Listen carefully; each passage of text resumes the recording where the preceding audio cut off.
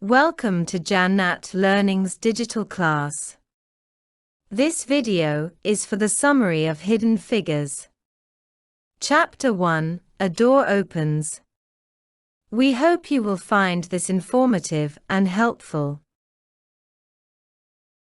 It's 1943 and Melvin Butler, the personnel officer at the Langley Memorial Aeronautical Laboratory, has a problem.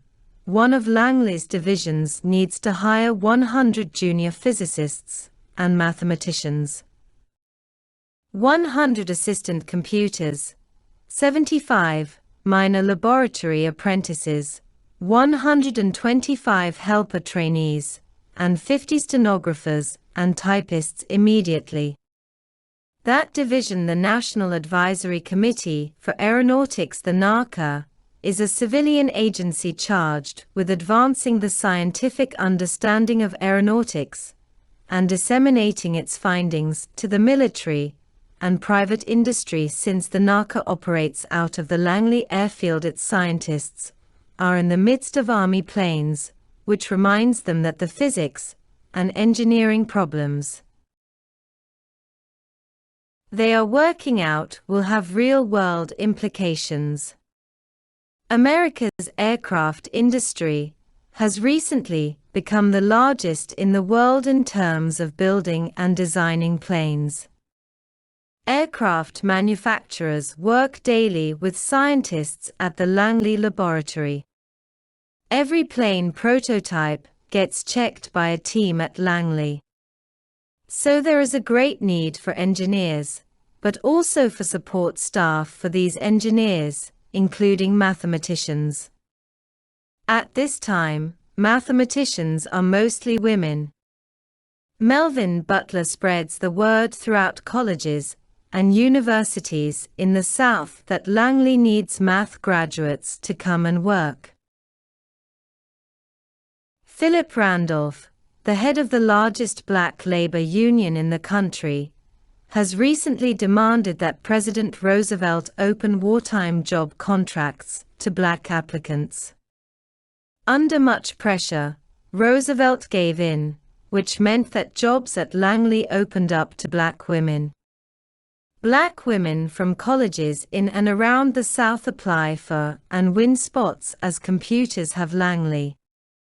Because Hampton, Virginia is segregated, the black women work in a separate workspace on the west side of the laboratory called the West Area.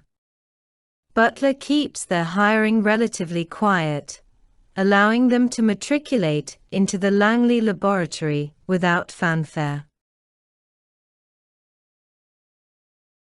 He does, however, affix a medal sign to a bathroom that reads colored analysis by listing numbers and quoting primary sources. Shetterly tosses the reader into a world of manic activity, a time when American military technology has begun to move at breakneck speed. She also signals to the reader through her mention of the Army planes that her story is not simply about the forgotten computers. It's also about the significance of Langley and the technology developed there to the American military and to scientific history. Here, Shetterly immediately trains her spotlight on the women who served as support staff. This indicates that this story will be about them rather than the male physicists and engineers who tend to dominate conversations about aerospace technology. She also positions the reader at a point in history when U.S. aerospace technology was advancing more rapidly than ever before, demonstrating again the role technology in science will play in her story. Shadowy begins to situate the events in her book within the greater context of American and African American history. She points to the significance of the fact that black women started working alongside white women at Langley at a point when the South operated under segregationist Jim Crow laws.